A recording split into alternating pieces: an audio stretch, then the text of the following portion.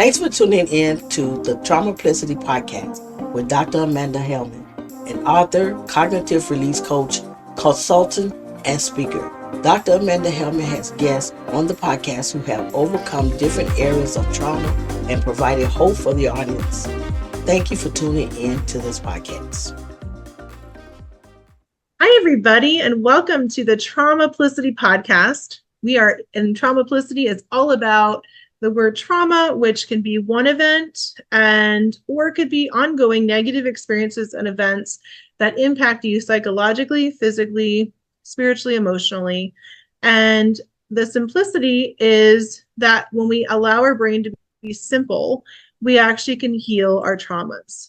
Hence the word traumaplicity. And during this show, we want you to feel we want you to feel heard, seen, valued, and that you're loved and worthy at all times. With that said, we have series number 3, and this is all about beliefs.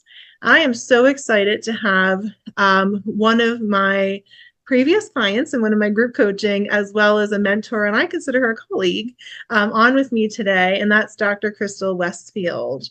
And so Dr. Crystal Westfield is an active follower of Christ, a wife, and a mother of 2 children. Crystal's early experiences of grief and loss led her to pursue a career in helping others in ministry and in the community. Dr. Crystal has worked over a decade helping foster youth and families as a licensed therapist. She has later earned her doctorate of psychology degree, which led her to her current work as a life and leadership coach, consultant, and trainer. So Dr. Crystal, it's so good to have you on here today. Thank you. So good to be here. Yeah. So I want to just open up. Where were you before you began working with me? And that was probably a while ago, and specifically with group coaching. So I was already kind of through a personal journey. I had already started a personal journey many years before that. Just working on myself, mentally, emotionally, physically, spiritually, kind of all things. And then professionally, I had branched out from doing private practice, kind of brick and mortar, into more like online coaching and consulting and training. And so when you opened up the group coaching, that was really professionally was really kind of what caught my eyes and my ears to, wanting to kind of push further, needing a coach, because coaches need coaches. Just like therapists need therapists. And so I wanted to kind of just move through that. Professionally, in my mind is where I wanted to go with that. I soon found out that there was a lot more personally that it helped me with as well. That's so great. So what were some specific sessions that impacted your brain and thinking? So I joined specifically for internal value, and that was mainly for my professional life, and just I wasn't charging my worth. I wasn't for fair market value of my experience and all the work and energy and the results that I had with clients. I just wasn't valuing myself and my time. And so I joined for that. And so that did impact me. Surprisingly, though, I can't just pick one. Now I'm thinking I can't just pick 1 or 2 or 3. I could say that they all interlink together. And so because they all interlink together, I'll tell you the most impactful. So value, of course, professionally, but on a personal level, to my surprise, internal joy was really what kind of pushed me through my breakthroughs. And so, of course, with love and integrity and the value and safety and all of that, they all kind of, were interwoven into just kind of joy was kind of like towards the end. And so it just kind of all came together. But what I realized during that time was that I really did lack like fullness of joy. And I didn't even realize it. And it was had to do a lot with the grief and loss issues that I had been working on, but it just like came to a head, and I just had kind of a lot of revelation about the joy that I wasn't experiencing that and that I was missing, really. Mm, mm. So the joy one was a surprising one that really moved you forward. Yeah. Okay. What techniques do you still use from the group coaching or things that we went through? So mainly because there were a lot of techniques that I had been using, but that were just kind of taken to a new level for me, which is where the coaches need coaches come in. But one that was specific to the coaching with you was the release and then receive. So I've done release before. So I'm releasing, like, okay, I'm holding on to something that is not healthy for me, that is not working for me.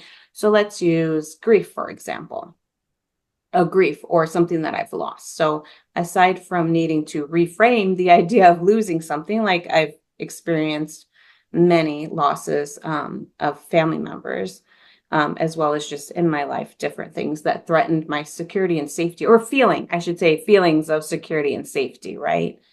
But being able to not only reframe that, but then release that to the Lord.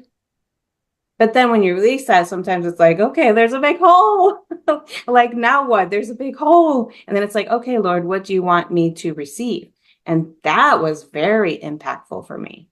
And that's something that I continued to use throughout even now, when I need to. And in fact, shortly, it was shortly after that there was an anniversary of a friend that I had lost when I was very young. And it was the first major loss when I was 12. And anniversaries of birthdays and, passing of death and all that were very difficult, continued. I mean, even in my 40s here, it was still difficult for me. And my mind was kind of locked up in that 12-year-old girl.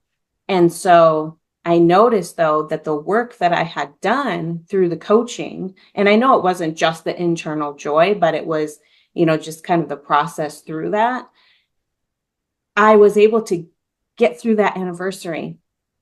And I didn't feel anxious, and I didn't have heart palpitations, and I didn't have difficulty sleeping. And I just really experienced the joy of it instead of focusing so much on the grief, or instead of my body, my cells in my body just saying like, oh, there's a problem, there's something that happened. It was like, no, like, this is okay. This is a great memory. These are things that I can remember. Yep, it came and it went, and everything was great. Then it went to the next month. And then it happened with another one. And then I lost someone close to me. And I did fine. And not fine as in I stuffed it away, which is what I got really good at doing, that I stuffed it away and I just was like, okay, well, I'll deal with that later. No, like, I really was well with it. I really was able to process it. I really was able to find the joy and the peace in it without emphasizing the loss, without emphasizing the grief. Sure, I went through, oh man, well, that's tough, well, that's, missing and feeling all those things. But I was able to process through it a lot quicker and not having to, be stuck. And then another one happened. And then another anniversary happened. And so there's been, I don't know, 4 or 5 probably since then. And I'm like, okay, Crystal, like, you're through this, which was huge for me because I had many clients that I helped through the processes, but me, for myself, I wasn't there. And so I helped them through the grief and the loss, and I helped them through the process, and, emphasize not to hang on to that. But in turn, I had many years where I just, it was just stuck. It was so stuck. So then once I was able to release that, and I'm like, okay, we've been through 4 and 5 of this. So, all right, I feel like that's a huge breakthrough. That's huge. I love that. I love that you have been processing so much, but you saw a complete shift in that usual anniversary, right? Like when that happened, and your body wasn't any longer keeping score, right? Bessel van der Kolk always says that. And you felt it, the grief released down through your cells, down through your being, which I think is incredible. Yes. And so you can still mourn the loss, right? But in a different way. So I think that's powerful. Yeah. Thanks for sharing that. So thinking about how coaching has changed you, you're moving forward with your goals, thinking, vision, relationships, and you shared partially or a lot, of examples. Is there anything else you can think of that really helps you, that this has helped you move forward in different ways than maybe expected, or perhaps even with what you wanted through this program?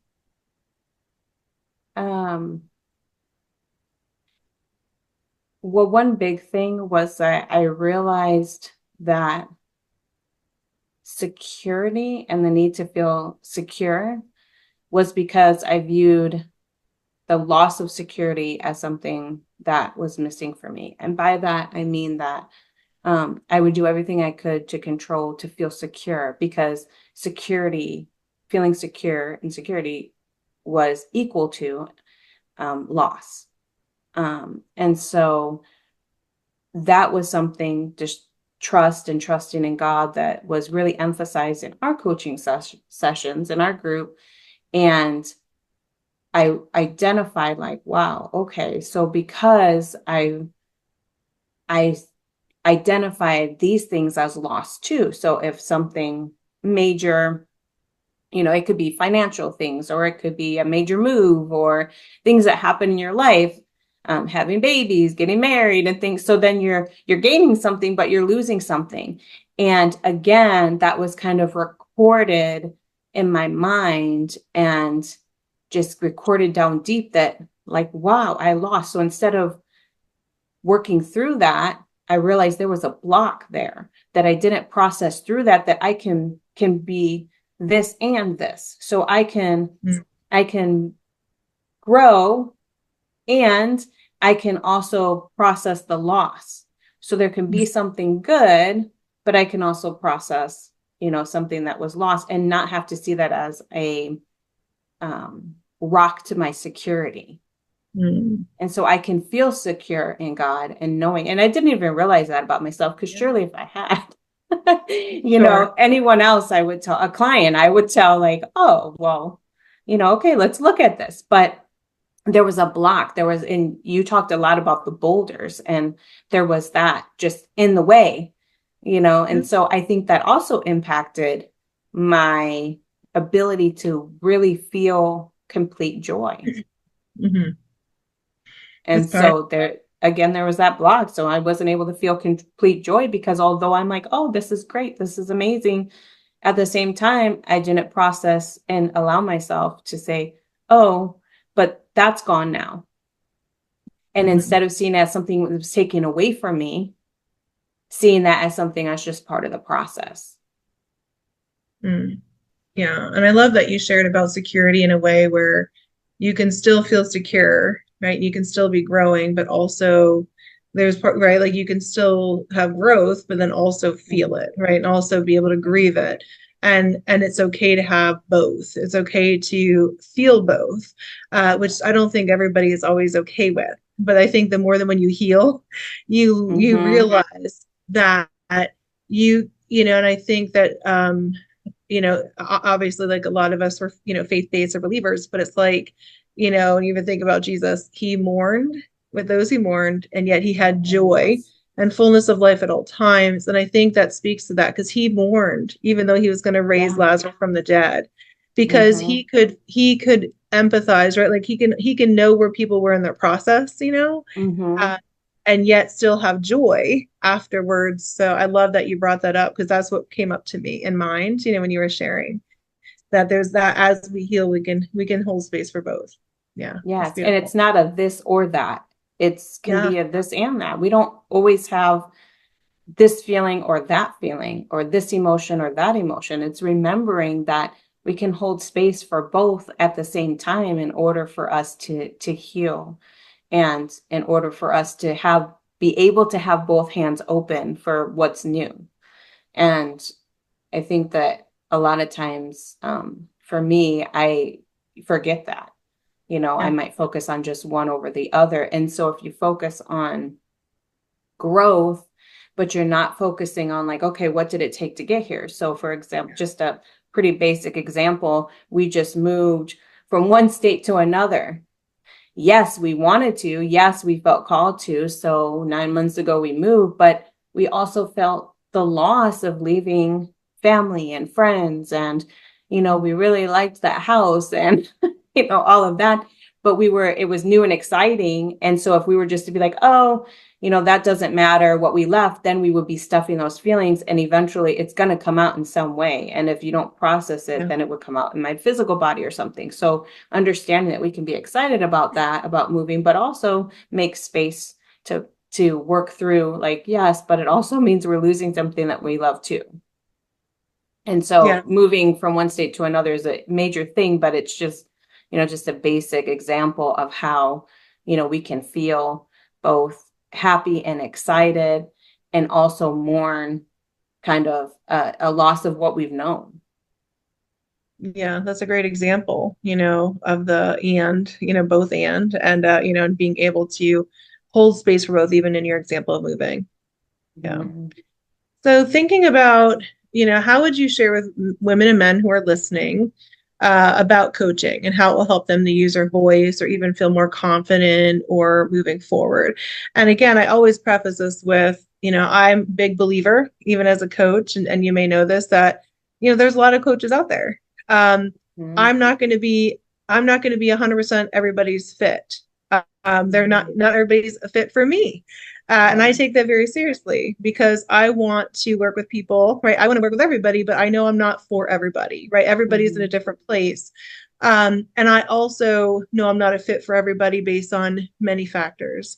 But if you were, sharing based on your journey, what are some important things to think about as a coach, or perhaps why you even chose to journey with me?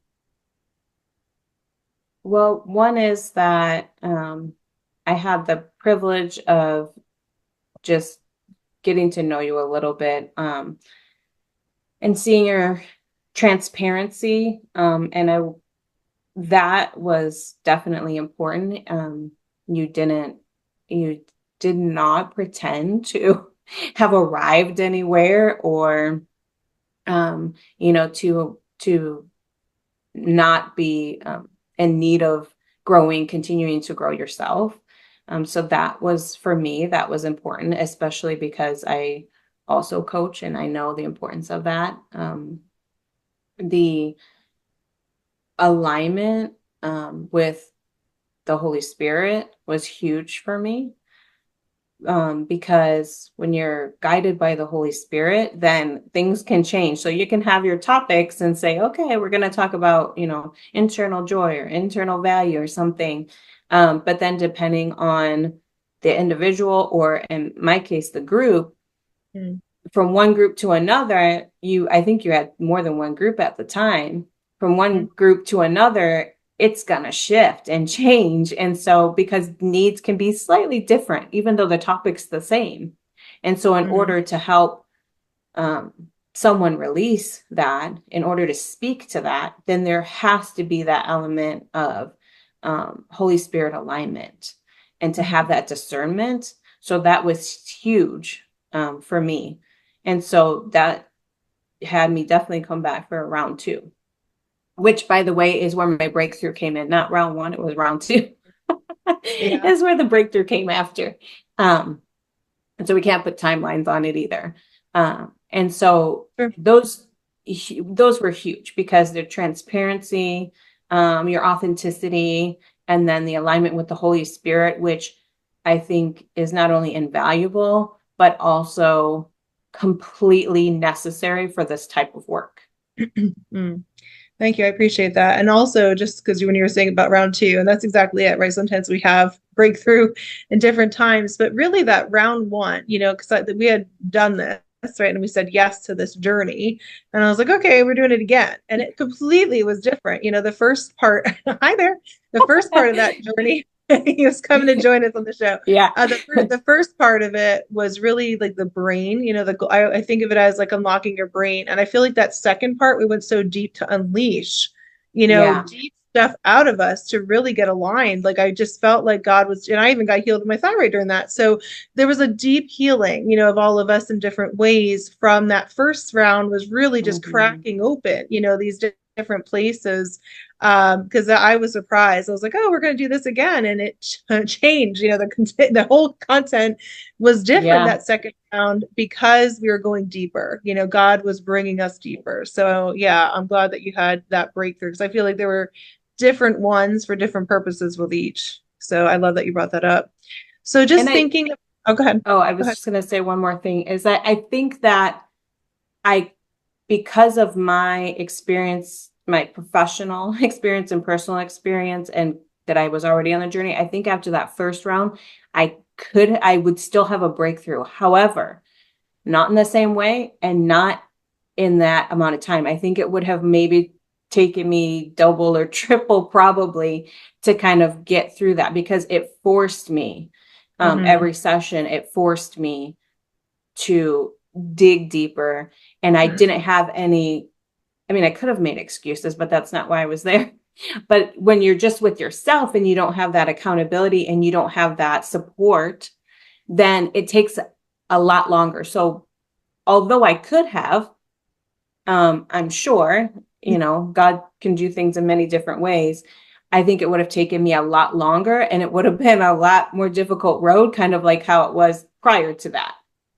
So I think the second round definitely was, you know, even though I had a lot of tools, I think it was definitely necessary. No, I love that. Thanks for sharing that. So, before, as we're coming to the conclusion, I want the audience to learn a little bit about you and perhaps how they can get in touch with you. So, any new things happening in your life or upcoming events or things that you'd like to share about you or your work that, perhaps people can reach out to you. Yeah. So, well, currently I'm working on a book. It's on healing, and it's kind of about my healing process, but also a professional side of it. So it's also to help and give tools to others, and it's kind of a whole, complete mind, body, soul healing Mm, journey. So I'm working on that, and then I have working with a couple other speakers. It's a women's conference, Glow Stick. So the premise is the broken before you shine or broken before you glow. And that's coming up the end of May mm. and May that weekend. It's a virtual conference. And then I'll have more information on my Instagram and my website. So Okay. it's just Crystal Westfield on Instagram and then Crystal Westfield.com. Okay. Great. Well, I'll have to double check that you gave me that, and if not, we'll connect and get that, and I'll put that on the YouTube channel and on this podcast. So those of you listening, I'll have that information for you. So if you want to check in with Crystal and follow her and see when that is all happening. I love the conference. I love the women's conference coming up. Glow Stick, is that what you said? Mm-hmm. Okay, I love Yes, glow that. stick. So that'll be great. So those of you tuning in, hopefully you enjoyed listening to Dr. Crystal Westfield. So Crystal, any final words of encouragement that you want to share with the audience? Um, yes, I would say that just a reminder that healing is a process and that it's important to have grace on yourself through the healing, but also important to get help and not to be isolated through it because it's very difficult. The healing is very difficult when we're trying to do it on our own. And it's, we weren't meant to do things on our own. We were meant to be interdependent, not independent, and not just dependent, but interdependent with each other. Mhm. And so allowing the process, giving grace to yourself, and remembering that it's just because you may feel broken doesn't mean that you are, and to to just trust the process, and most importantly, to trust God to give you the wisdom and discernment that you need. Thank you. I love that. And there is a journey. We always want to be at the end of the destination, but often the gold is in the journey. And yeah, there are quick things that happen. But I do think acceleration, you sort of mentioned that, is in the people that you go with to get the help you need. Yes, there are times we do things on our own, but I will say, especially, in my healing journey, there's been like decades that I've done healing, but in the last 7 years, especially the last 3 years, I've had accelerations in my healing because I went to the coaches and mentors. I continue to go to the people that I know are going to help me. So instead of me spending 10 or 15 years, right, 5 years, and then still having to get all these other bills because I'm doing all these other things, when I could just get it done, when I say yes to that personal development, it, in the long run, it has helped. So I love that you shared that, because sometimes we're like, oh no, but it's like, how much are you going to spend later, if you don't jump in now, to your healing and or to your coaching or to your personal development. And I think that's an investment for all of us, right? Personal development people are people that personally develop in themselves, and as you said, Crystal, whether we're licensed therapists or counselors or coaches, we all do. We're human. We all need accountability, not just with ourselves, but with other people. And I love that interdependence. So if you're tuning in, I'd love to hear what you have to say for this episode with Dr. Crystal Westfield. Everybody that joined, know that you're valued, loved, and worthy at all times in your process. You're always loved. And if this touched you, please leave your questions, let your comments. Know that this Traumaticity podcast, it is shown every week on Wednesdays on YouTube, Traumaticity podcast, on the Amanda Helman author and speaker Facebook page, and then also on the audio that's coming out, and that'll be during the week. So certainly you can tune in just on audio on your drive to work or home or wherever you're going, or you can tune in to watch the videos. Again, thank you, Dr. Crystal, for a great talk, and I hope everybody has a great week. Take care, everyone. The Traumaticity podcast is sponsored by Cognitive Release Coaching TM by Dr. Amanda Helman, who empowers people to release the busy brain and gain back time, energy, and productivity that leads to well-being. Contact Dr. Amanda Helman by checking out one of the links to this show. Subscribe and share the Traumaticity podcast with people that can benefit.